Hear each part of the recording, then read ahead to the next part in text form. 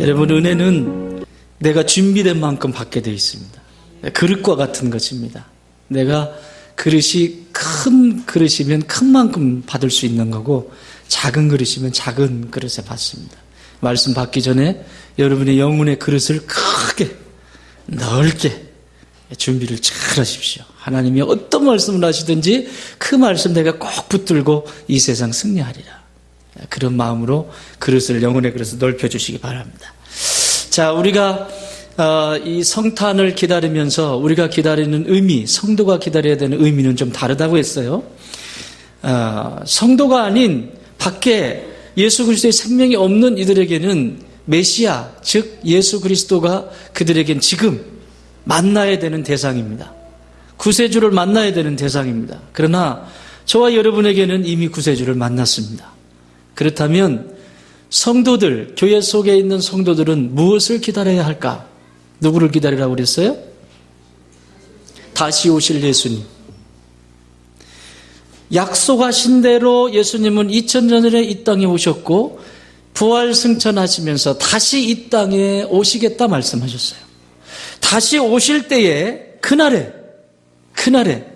어떤 사람은 잘하였다 칭찬받는 자가 있고 어떤 사람은 악하고 게으른 종이다라고 평가를 받는 사람도 있다는 것입니다. 여러분, 세상이 시작이 있으면 끝이 있습니다. 한 인생도 어린아이로 태어났으면 마지막 나이가 들어가면서 이 세상과 이별해야 되듯이 처음과 끝이 있다라고 하는 것을 우리는 날마다 연습합니다. 아침이 있으면 저녁이 있고 또 저녁이 있으면 아침이 있고 계속해서 우리는 이것을 경험하고 있습니다. 영원한 것 같지만 영원한 것 같아서 그걸 붙잡아 보지만 영원하지 않다라는 것을 제정신 차려보면 금방 알게 됩니다. 이처럼 처음과 마지막은 있습니다. 그래서 예수님은 나는 알파와 오메가요, 처음과 끝이다. 나는 처음부터 있었고 마지막도 있을 존재고. 그런데 예수님이 이 땅에 다시 오시겠대요. 그래서 우리가 성탄을 맞이하면서 성탄을 기다리면서 기본적인 성도의 자세는 재림 신앙을 회복하는 것입니다. 예수님이 다시 오신 그날에 내가 어떤 존재로 그분 앞에 서 있을까? 오늘 지금 예수님이 이 자리에 오셨을 때, 마지막 재림주로 오셨을 때, 나를 만나실 때 그분이 나에 대해서 뭐라고 말씀하실까? 이것을 깨어서 기다리는 사람들이 성도입니다. 그래서 마태복음 25장은 세 가지의 비유를 들고 있는데 첫 번째 비유가 뭡니까? 슬기로운 처녀 5과 미련한 처녀 5. 여러분, 이 마태복음 25장의 이야기는 믿지 않는 자들을 향한 메시지가 아닙니다. 이건 예수 그리스도와 상관이 없는 자들을 향한 메시지가 아니라 이미 성도된 저와 여러분을 향한 메시지입니다. 그래서 더 귀담아 들어야 합니다. 첫 번째는 뭐였죠? 미련한 처녀 5, 슬기로운 처녀 5. 누구를 기다립니까? 신랑을 맞이합니다. 이들의 사명은, 신랑은 신부에게 안내하는 것입니다. 성도의 사명은 예수님을 어디에 계시게 하는 거예요? 교회에 계시게 하는 거예요. 몸된 교회에 계시게 하는 거예요. 성도의 사명은 나를 통해서 예수님이 이 성전 안에 가득하게 하는 거예요. 신부된 교회가 교회로서의 역할을 감당할 수 있도록 깨어있는 겁니다. 나의 말투, 나의 행동, 나의 어떤 것 하나 때문에 교회가 치명적인 상처를 받거나 고통을 겪으면 신랑을 상처내는 것입니다. 그래서 그 속에서 어려움을 겪게 되죠. 슬기로운 처녀 5은 때로는 실수할 수 있어요. 그렇죠?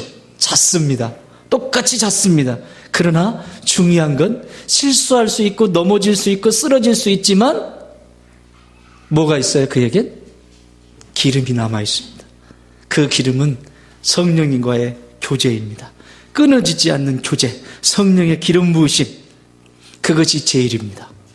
이 사람에게는 실수할 수 있었지만 언제나 하나님이 하나님 되심을 인정하는 사람들이었어요. 그래서 이 5명의 처녀들은 신랑을 신부에게 안전하게 안내하는 사명을 다 감당합니다. 그래서 칭찬을 얻습니다. 또 두 번째는 지난주에 우리가 살펴본 것처럼 달란트 비유입니다. 주인이 먼 길을 떠나면서 3명의 종을 불러서 한 사람에게는 5달란트, 한 사람에게는 2달란트, 한 사람에게는 1달란트를 주고 갑니다. 그런데 여러분, 주인이 돌아오는 날은 뭐 하겠어요? 셈하겠죠. 회계 정리할 때가 있다고요. 회계 정리. 그 회계 정리를 하러 왔어요. 그랬더니 두 사람은 2달란트와 5달란트는 열심히 너무 행복해서 내게 준 것이 너무 주인이 나를 믿고 나에게 줬다는 것이 너무 감사해서 그것을 받는 대로 가지고 가서 막 열심히 일해가지고 그걸 배가 되게 만들었습니다.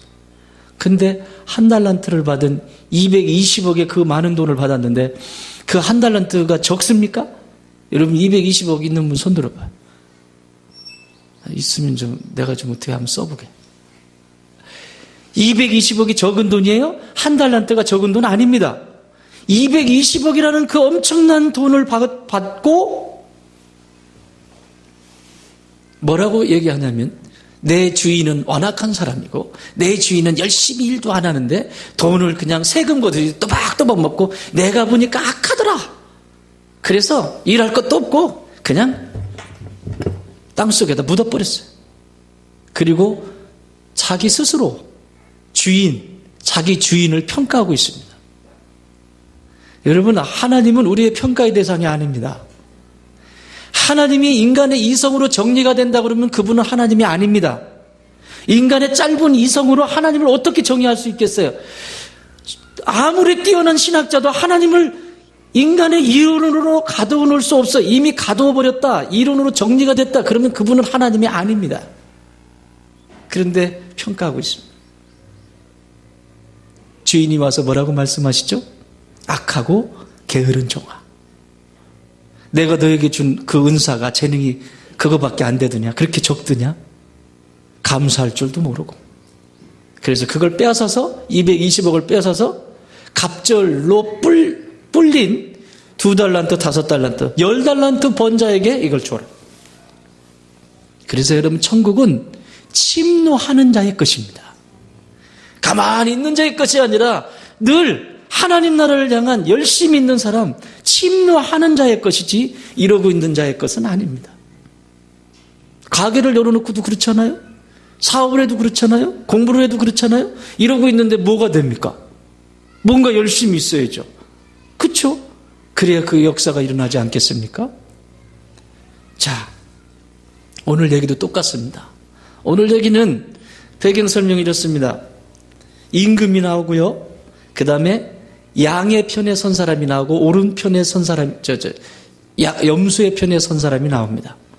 양과 염소를 딱 가르는데 목장에서 양과 염소를 가르는데 양은 선한 것, 염소는 악한 것으로 예수님이 비유를 들어서 말씀하시는 거예요. 염소가 나쁘다 이 얘기가 아닙니다. 우리 애는 양도 있고 염소도 있잖아요. 그렇죠? 그런데 그 염소와 양을 가르면서 구분을 짓겠다는 거예요. 맨 마지막 날에는. 구분을 딱 져서 양과 염소 편을 나누겠다는 거예요. 근데 양의 편은 선한 사람, 염소의 편은 악한 사람. 이 얘기를 가지고 지금 설명을 하시는 거예요. 자, 이 세 이야기의 핵심은 뭐냐? 따라합시다. 상속을 받으라. 상속에 대한 이야기입니다. 반드시 내 인생의 마지막에 상급이 있다 이 얘기입니다.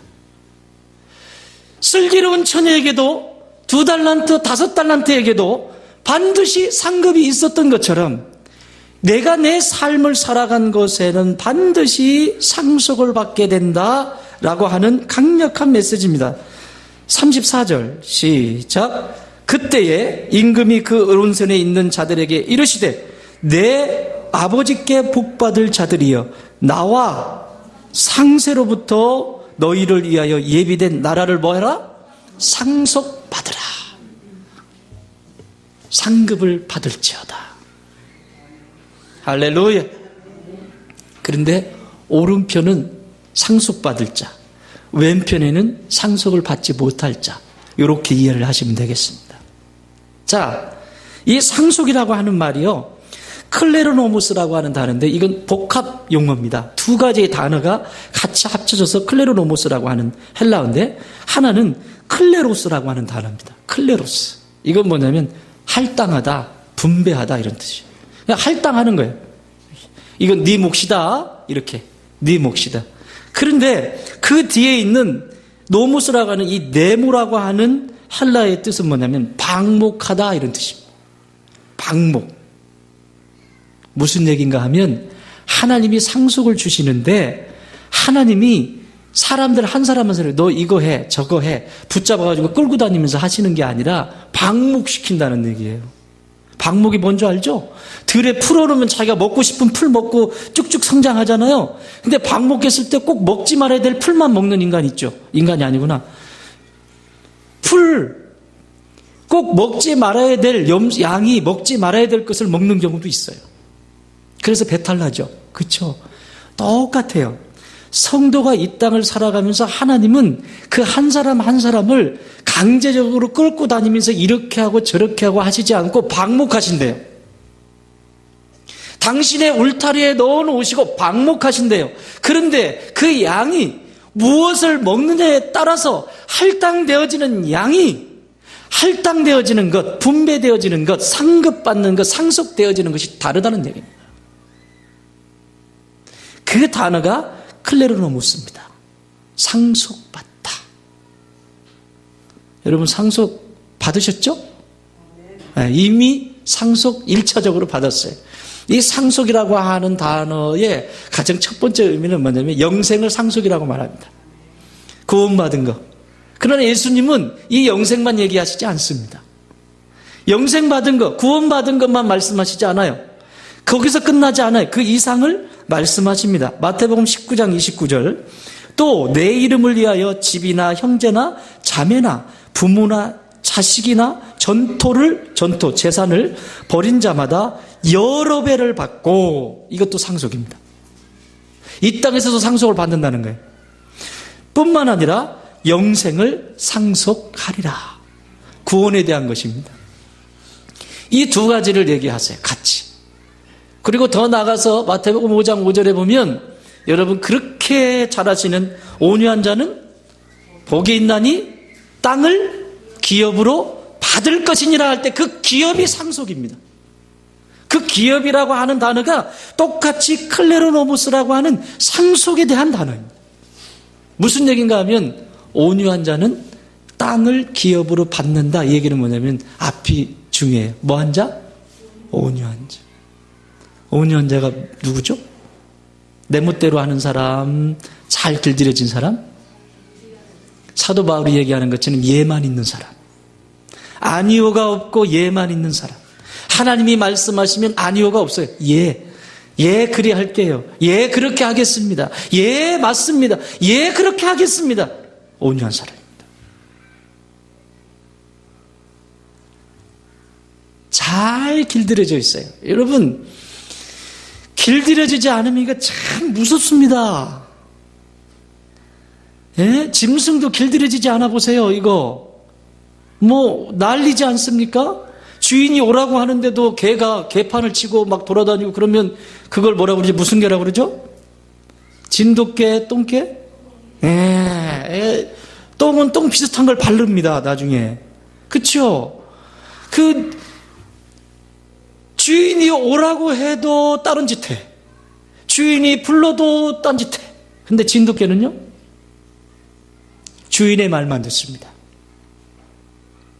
진돗개 이 떼어놓느라고 굉장히 힘들잖아요. 우리 김희정 집사님 진돗개 키워보셨잖아요? 그죠? 주인 말만 들어서 애쓰셨잖아요. 처음에 그거하고 친해지느라고 얼마나 쉽지 않습니다. 주인의 말만 듣습니다. 신앙도요, 똥개 같은 신앙은 안 돼요. 여기서 부르는데 따라가고 저기서 부르는데 따라가고 이게 아닌 개벼 여기 갔다가 저기가 이게 아닌 개벼. 이건 날 더운 날 된장 마릅니다. 이게 안 됩니다. 이 마지막 날에 상속과 전혀 상관이 없습니다. 오늘 그 얘기합니다, 여기. 그런데 진돗개는 그렇지 않습니다. 잘 길들여져 있어요. 이게 온유입니다. 주인의 말이라면 하면 벌써 알아들어요. 주인의 말이라면 그것이 주인이 어디 있는지 관심이 주인에게 있어요. 주인이 어디가 있는지. 여러분, 성도는 하나님이 지금 성령께서 어떻게 운행하시는지, 성령님이 어떻게 지금 행하시고 계시는지 거기에 관심이 있습니다. 그래서 내가 그 속에 무엇으로 어떻게 나를 드릴까? 나의 삶을 어떻게 드릴까? 이 진돗개 같은 신앙이에요. 주인이죠, 그분이. 근데 쓸데없는데 힘 뺏기지 마세요.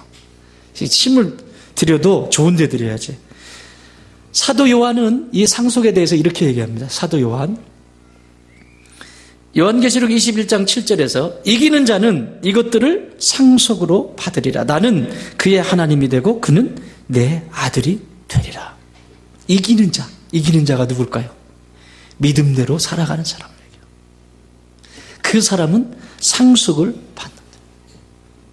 사랑하는 여러분, 내 삶의 자리에서 하나님은 우리를 가둬놓지 않습니다. 방목하신대요. 응? 방목하신대요. 시시콜콜 잡아다가 너 이것만 먹어라 저것만 먹어라 이러시지 않는데요. 제 목회도 거의 방목 목회입니다. 근데 또 방목 목회하면 뭐라 그러는 줄 아세요? 왜 저 아는 척 안 해주시는 거예요? 하나님 닮아서 그런 거니까 그냥 그러려니 하세요. 방목하십니다. 방목입니다. 방목.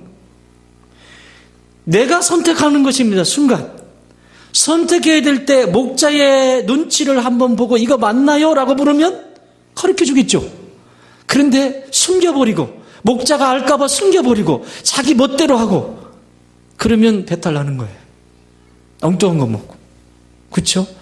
그러나 반드시 마지막에 상속이 있다. 자, 그렇다면 이렇게 상속을 받는 것이 중요한데, 상급을 받는 것이 중요한데 어떤 사람이 마지막 날에 상속을 받을 수 있을까? 31절 읽겠습니다. 시작. 인자가 자기의 영광으로 모든 천사와 함께 올 때에 자기 영광의 보좌에 앉으리니 32절 모든 민족을 그 앞에 모으고 각각 구분하기를 목자가 양과 염소를 구분하는 자 같이 하여 33절 양은 그 오른편에 염소는 왼편에 두리라. 무슨 말씀인가 하면 하나님은 알파와 오메가라는 거예요. 다시 말하면 이런 거예요. 따라합시다. 절대 주권을 다시 하나님의 절대 주권을 인정하는 자. 다시 한번 따라해요. 하나님의 절대 주권을 인정하는 자. 이 사람이 하나님의 상속을 받는 자입니다. 자, 살펴보겠습니다. 절대적인 주권을 인정한 사람은 자신이 하나님이 왜 부르셨는지, 지금 내가 어떤 일을 하고 있는지, 내가 하는 일들 하나하나가 내게 주신 재능, 달란트들을 가지고 이 세상을 섬기기 시작합니다. 세상을 섬기고 교회를 섬기고 이웃을 섬기기 시작합니다. 하나님의 절대적인 주권을 인정하는 사람들은 그래서 내가 한 것이 아닙니다. 하나님이 하신 겁니다. 이런 사람은 건강한 사람이 아닙니다. 제가 예상 문제 낼게요. 주변에 이런 분들이 있으면 가까운 군부대에 신고해 주시기 바랍니다. 112를 누르시든지. 자, 이런 분들이 있습니다.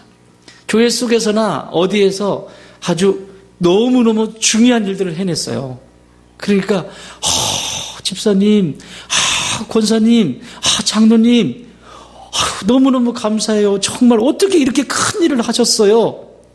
라고 할 때 이러는 사람은 이거 이제 맛이 가기 시작합니다. 잘 들으세요. 어떻게 그렇게 하셨어요? 그랬을 때 제가 한 거 아닙니다.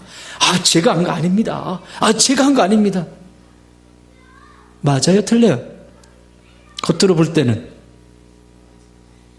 이걸 분별을 잘해야 되는 거예요. 겉으로 볼 때는 겸손해 보입니다.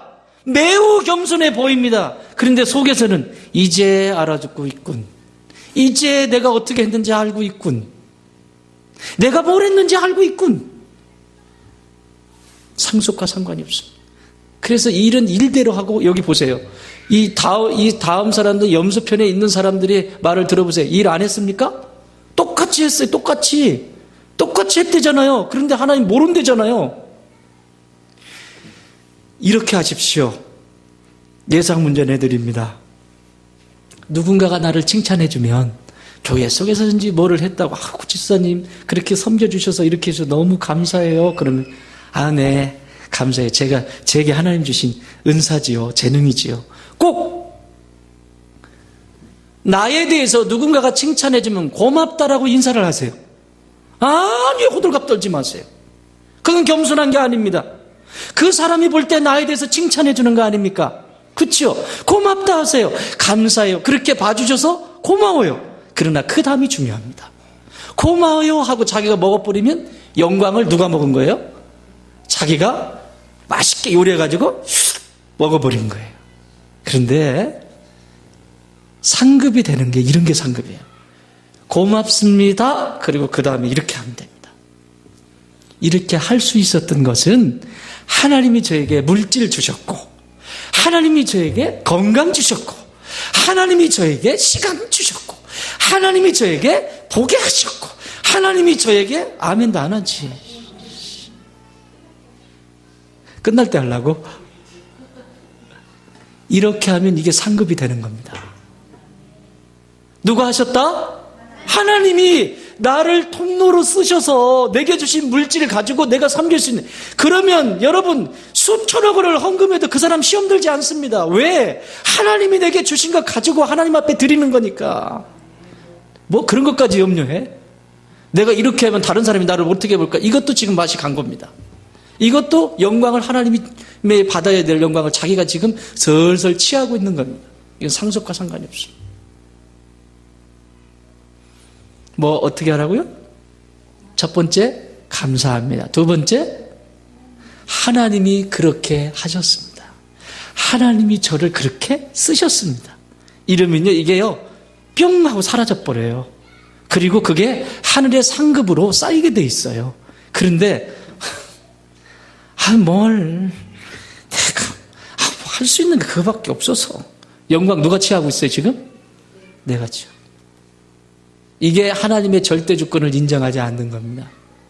하나님의 절대적인 주권을 인정하는 사람은 언제나 자기 자신 속에서 하나님의 이름이 드러나게 합니다. 그래서 그것도 언제 하냐? 정확한 때 지나간 다음에 하지 않아요. 자, 여기 보십시오. 6가지의 상황을 말씀하십니다. 첫 번째, 줄일 때, 목마를 때, 나그네 되었을 때, 헐벗었을 때, 병들었을 때, 옥에 갇혔을 때. 실감이 안 나시나 본데 35절 한번 읽어봐요. 시작. 내가 줄일 때에 너희가 먹을 것을 주었고, 목마를 때에 마시게 하였고, 나그네 되었을 때에 영접하였고, 헐벗을 때에 옷을 입혔고, 병들었을 때에 돌보았고, 옥에 갇혔을 때에 와서 보았느니라. 뭐라고요? 제가 뭘 강조했어요 지금? 때. 아무리 위대한 일을 했어도 하나님이 영광을 받아야 되는 순간 자기가 받아버리면 그것은 이미 상속과 상관이 없는 인생입니다. 이미 자기가 영광을 취해버렸으니까. 자, 이런 얘기입니다. 우리의 시간은, 우리가 사는 이 세상의 시간은 그냥 시간입니다. 몇 시예요? 이런 게 시간이죠. 근데 헬라 문화 속에서는 시간이 크게 3가지의 시간의 개념이 있습니다. 첫 번째는 크로노스라고 하는 시간입니다. 들어보셨죠? 두 번째는 카이로스라고 하는 시간입니다. 그리고 맨 마지막 플레루라고 하는 시간의 개념입니다. 그래서 시간이라고 할 때 이 3가지의 시간 개념을 가지고 그들은 씁니다. 자, 크로노스라고 하는 시간은 어떤 시간이냐? 저 시간입니다. 저기 지금 24시간. 그러니까 쉽게 말하면 물리적인 시간이에요. 착각. 물리적인 시간도 우리에게 소중하죠? 그렇죠? 그리고 카이로스의 시간은 뭐냐? 물리적인 시간이 아니에요. 따라합시다. 기회의 시간. 카이로스라고 하는 것은 이 물리적인 시간들이 지나가는 속에서 내 인생에 어떤 놀라운 기회가 찾아오는 거예요. 천지개벽이 일어나는 것처럼 내 인생의 크로노스로 끝나버릴 인생인데, 24시간 지나서 생물학적으로 나이가 들어서 그렇게 끝날 인생인데 중간에 뭔가 놀라운 일이 팍 하고 떨어지는 순간을 카이로스라고 하는 거예요. 기회의 시간.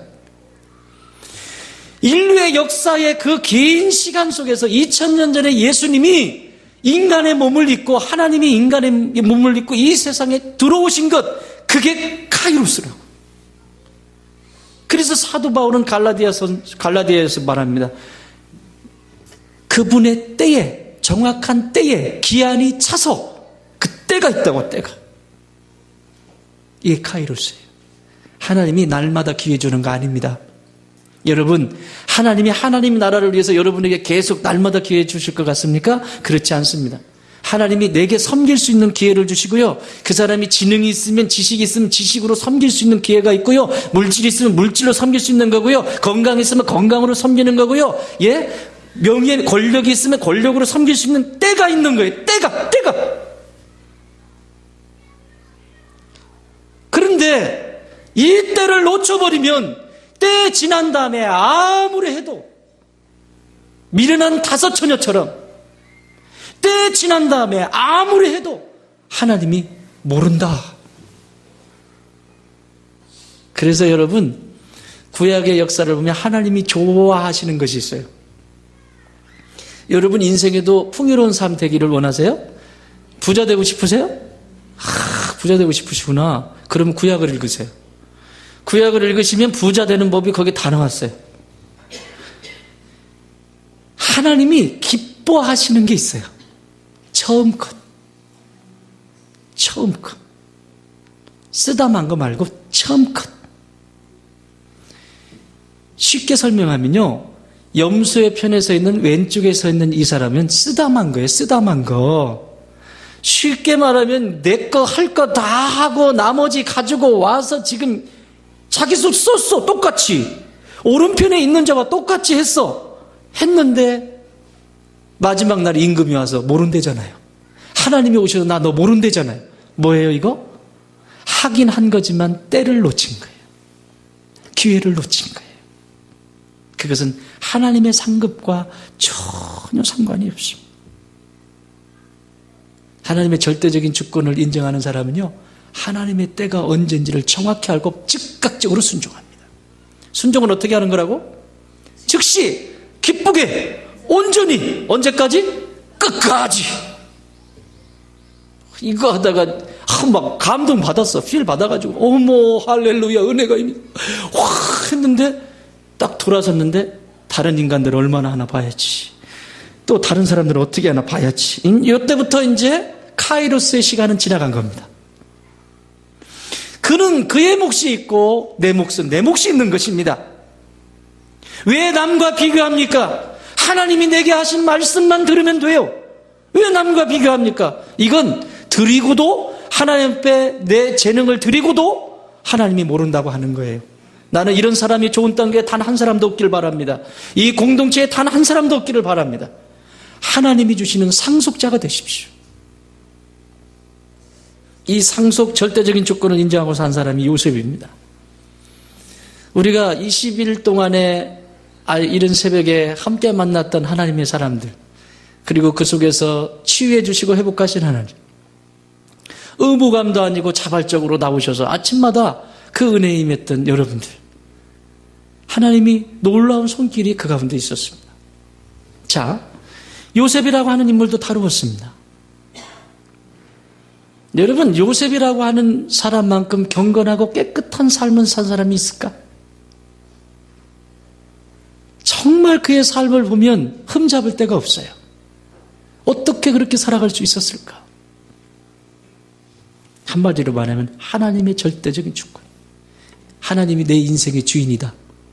절대적인, 바뀌는 게 아니에요. 절대적이라고 하는 것은 기분이 좋으면 왔다가 기분이 나쁘면 나갔다가 기분이 좋으면 교회를 했다가 기분이 나쁘면 교회를 안 했다, 이게 아니라고. 바뀌지 않는 거예요. 절대적인 주권이라고. 절대적인 주권. 그런데 이 요셉이 형들의 모함에 의해서, 시기심에 의해서 노예로 팔려갑니다. 여러분, 노예로 팔려가면 이게 인생입니까? 이스마엘 상인에 의해서 노예로 팔려가요. 팔려가고 나서 어느 집에 팔려가냐면 이집트. 당시 우리나라, 지금은 미국이 제일 강력하죠?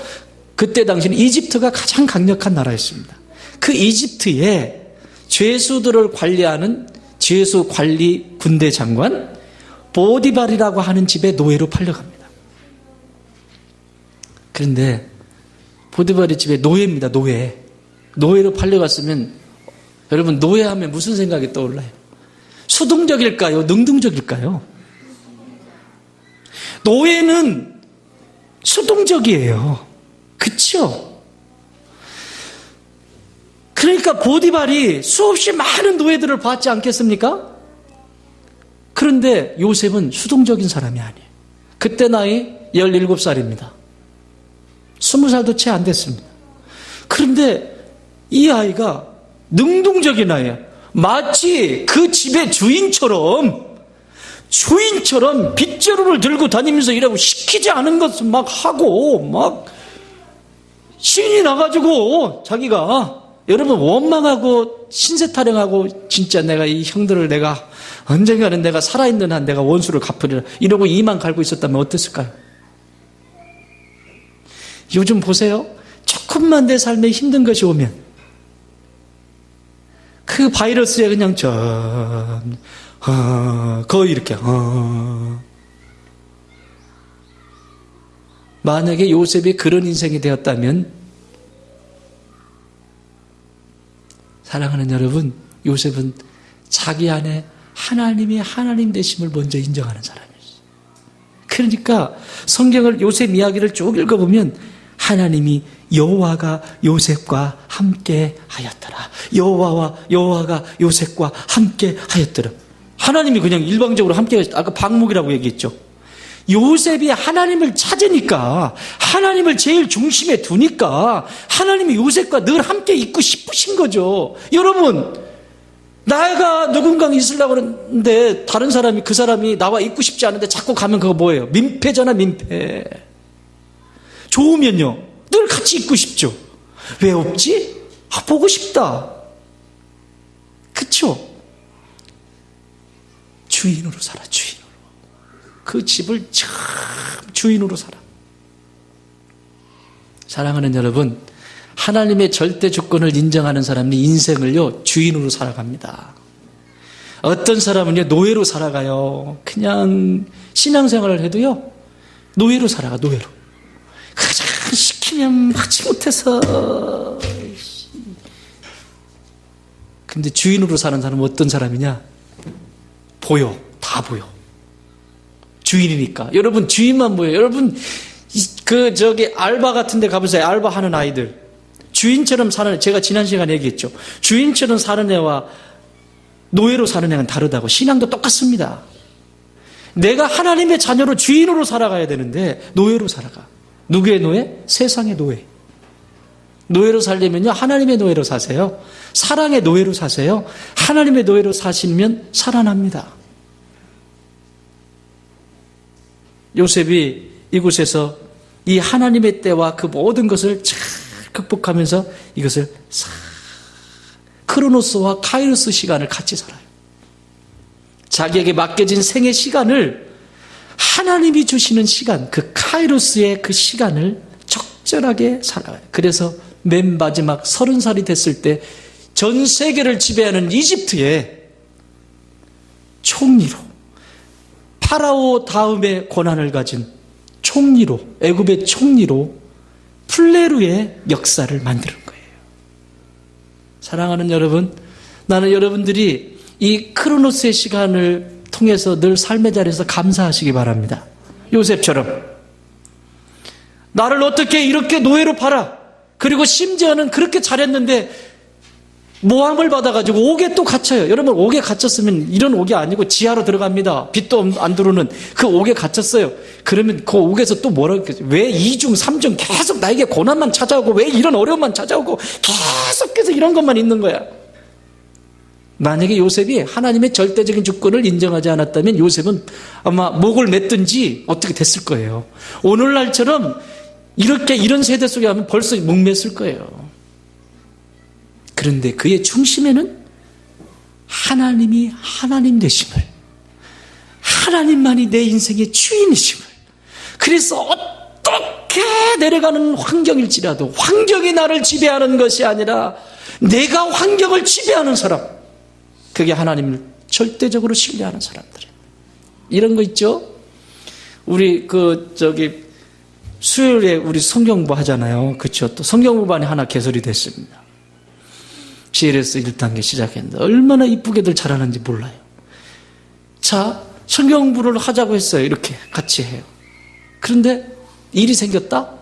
성경부 하기로 이미 하나님과 약속되어 있는 시간이지, 빠지지 말란 얘기다.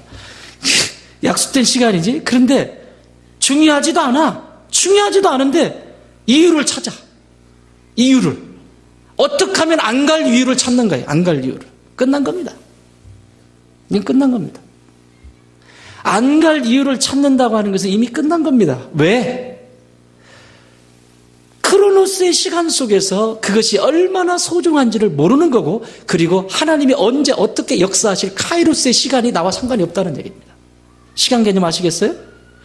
크로노스의 시간을 내가 감사히 여기고 소중히 여기면 하나님이 기회를 줘요. 이렇게 가다가. 아멘? 기회를 딱 줄 때 이 기회를 인식을 딱 해서 딱 잡아버리는 거야. 그게 플레루라고. 그게 하나님 앞에 영광을 올려드리는 것이라고.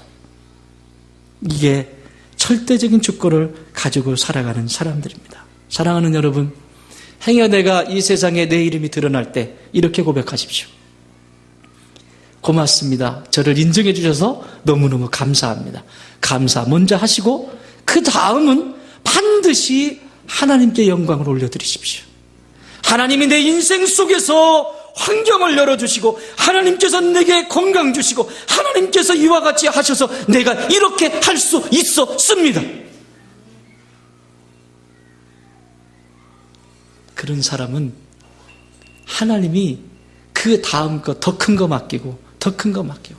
보세요, 여기 40절 시작. 임금이 대답하여 이르되 내가 진실로 너에게 이르노니 너희가 여기 내 형제 중에 지극히 작은 자 하나에게 한 것이 곧 내게 한 것이니라.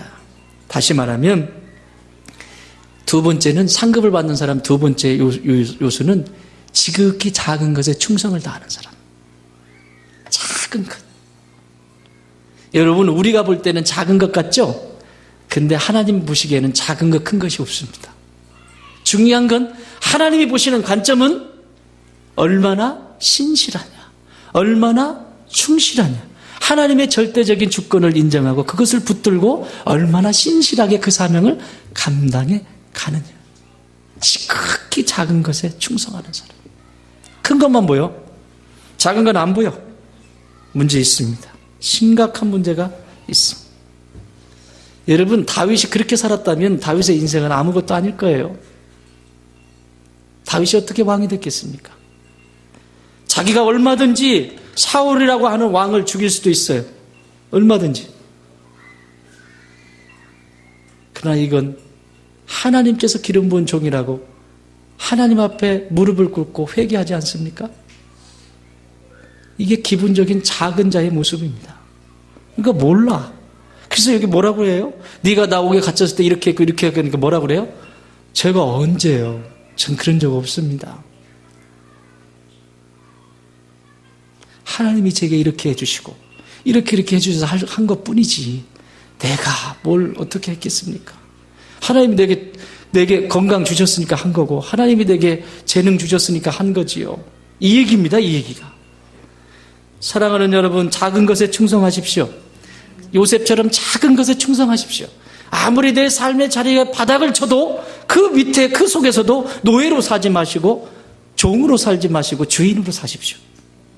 여러분 인생을 주인처럼 사세요. 여러분은 주인공이에요. 따라합시다. 나는 내 삶의 주인공이다. 왜 엑스트라로 살려고 그래요?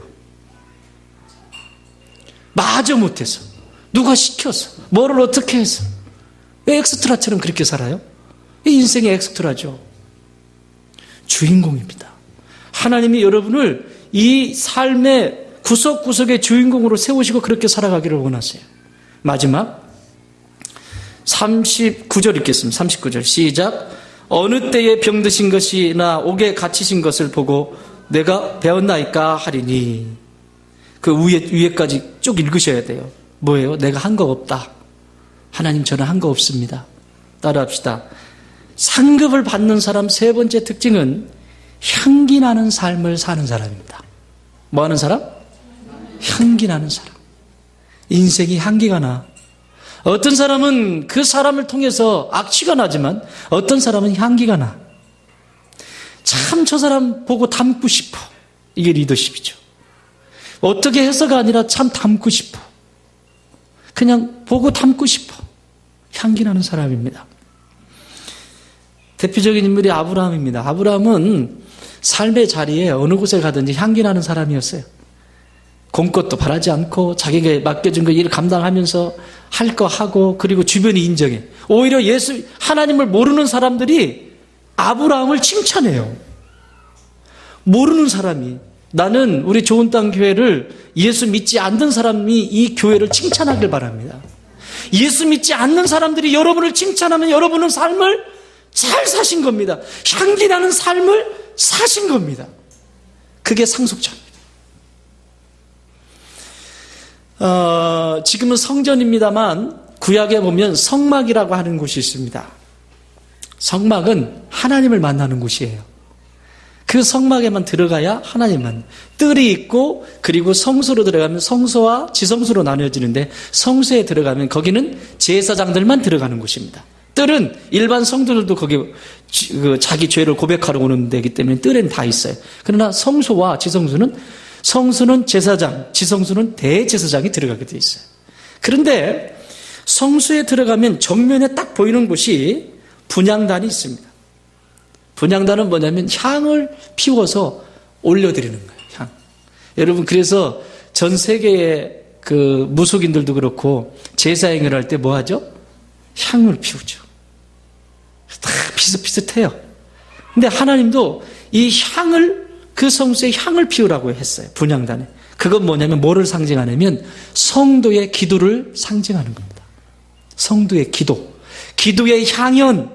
이런 소리 들어보셨죠? 기도가 하나님께 올려드리는 거예요. 그 향. 근데 이 향을 만드는 재료가, 향 이렇게 넣잖아요. 불에다가 향 뿌리잖아요. 향을 만드는 재료가 5가지가 들어갑니다. 향 재료가. 첫 번째는 소합향이라고 하는 향이 들어가고, 그 다음에 나감향, 풍자향, 그 다음에 유향, 그리고 마지막 소금을 쳐서 이것을 향을 만듭니다. 적절한 비율을 맞춰서.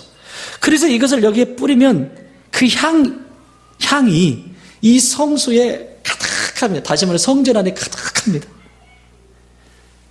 어떤 사람은 나가면과 같은 사람이 있고, 어떤 사람은 소합향과 같은 사람이 있고, 어떤 사람은 유향과 같은 사람이 있고, 어떤 사람은 소금과 같은 사람이 있고, 다양한 풍자향과 같은 사람이 있고, 다양한 색깔을 얘기하는 거예요.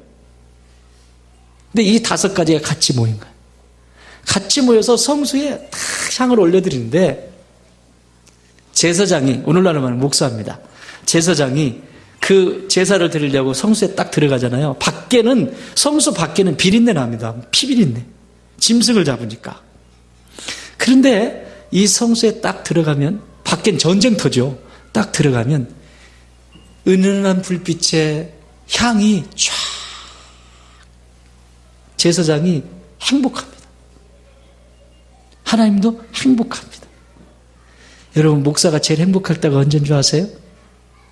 여러분 각자가 나감향, 풍자향, 유향, 이 모든 향의 역할을 하면서 하나님 앞에 기도자로 서서 하나님을 신뢰하고 의지하고 있을 때 목사는 제일 행복합니다. 생일날 선물 하나 갖다 놓고 1년 내내 속썩이지 말고. 목사가 제일 행복할 때는 그때예요. 그런데 그것으로 끝나지 않아요. 향기라고 하는 것은 뭐냐면, 이 향을 만드는 법이 딱 나와 있는데 2가지 향 만드는 법만 얘기하고 마칠게요. 나는 여러분들이 이런 향을 만들길 바라요. 첫 번째, 소합향이라고 하는 향입니다. 이 향은 이 스토렉스라고 하는 향나무가 있습니다. 그 지방에 스토렉스라고 하는 향나무가 있는데, 이 향나무는 싹 베면 얼마나 향이 진한지, 베지 않아도 근처만 가도 향이 꽉 차. 여러분, 우리 시골에 가면 향나무 있죠? 그거는 깎으면 향이 나잖아요? 근데 이 스토렉스라고 하는 향나무는 주변만 가도 향이 나. 그게 향 재료가 됩니다. 무슨 얘기인가 하면, 따라합시다. 예수 믿는 사람은 근처만 가도 향기가 나야 한다. 무슨 향기? 예수님의 사랑의 향기. 정확하게 얘기하면 예수님의 사랑의 향기. 저절로 나는 거예요. 저절로 그 향이 저절로 나는 거예요. 저절로 입술에서 찬양이 흘러넘치고, 저절로 입술에서 기도가 넘치고, 저절로 입술에서 기쁨이 넘치고, 저절로 입술에서 은혜가 넘치게 되는 거예요. 누가 강요하는 것이 아니에요. 하나님이 너무 좋으니까 저절로 찬양도 흥얼흥얼. 우리 누구예요? 홍인숙 자매님 집에 찬양 틀어놓고 계시다면서. 목사님 제가 몰라요. 불렀는데 찬양 틀어놓고요. 있어요. 저절로. 그 목사가 시켰어? 안 시켰잖아. 이게 저절로야. 이게 저절로. 누가 강요해서가 아니라 그냥 좋아. 예수님이 좋은 걸 워척한대요 이런 것처럼. 그냥 저절로 그냥 가는 거예요. 저절로. 꽃은 억지로 향기 내지 않습니다. 여러분, 꽃이 억지로 향기 냅니까? 왜 예수 믿는 사람들을 세상이 왜 욕하고 싫어하는지 아십니까? 아이고, 경건한 척은 혼자 다해 나가서 억지로 쥐어짜가지고 막 사랑한다고. 사랑합니다, 축복합니다. 뭘 축복해요? 속에서는 막 부글부글 끓고 막 거의 사람을 잡고, 밖에서는 억지로. 여러분, 따라합시다. 꽃은 억지로 향기 내지 않습니다. 꽃이니까 향기가 나는 거예요. 꽃이니까 향기가 나는 거예요. 여러분, 태양이 억지로 빛을 냅니까? 지금 햇빛 들어오잖아. 태양이 나 빛 좀 한번 내봐야 되겠다 막 하면서 막 싸가지고 이렇게 지금 햇빛 내는 거 아니잖아요. 예수 믿는 것도 마찬가지예요. 내 안에 예수의 생명이 있다면, 정말 예수의 생명이 있다면 저절로 향기 나게 되어 있습니다. 두 번째 향은 나가명이라고 하는 향입니다. 첫 번째 소합향은 스트렉스라고 하는 향나무로 만들어요. 두 번째 향은 나가명이라고 하는 향인데, 이 나가명은 재료가 뭐냐면 홍해, 그 이스라엘 백성들 그 이집트에 있는 그 홍해 근처에 오닉스라고 하는 조개가 있습니다. 여러분, 화장품 중에 오닉스가 있다면서요? 있어요? 안 써봤군요. 비싸대요.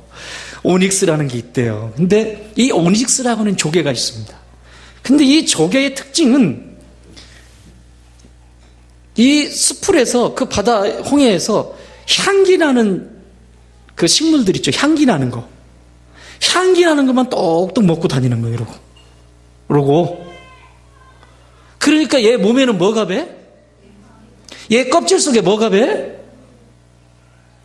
감 잡으셨어요? 얘 몸에는 향기만 배게 돼 있어요. 향기 나는 것만 먹었으니까. 그래서 이 껍질을, 조개를 잡아가지고 알은 먹고, 그 살도요, 향이 그렇게 진하답니다. 껍질이 그 정도면 살은 얼마나 그렇겠어요? 먹고요, 이 껍질을 잘게 빻으면 이 나가명의 향이 나는 거예요. 그게 나가명의 재료가 됩니다. 부서지는 거죠. 여러분, 성도는 이런 사람이에요. 성도는 어떤 사람이냐? 다니면서 향기 나는 것만 먹는 사람이에요. 은혜 있는 자리 가서 은혜 먹고 오고, 말씀 있는 자리 가서 말씀 먹고 오고, 찬양 있는 자리 가서 찬양 먹고 오고, 기도 있는 자리 가서 기도 먹고 오고.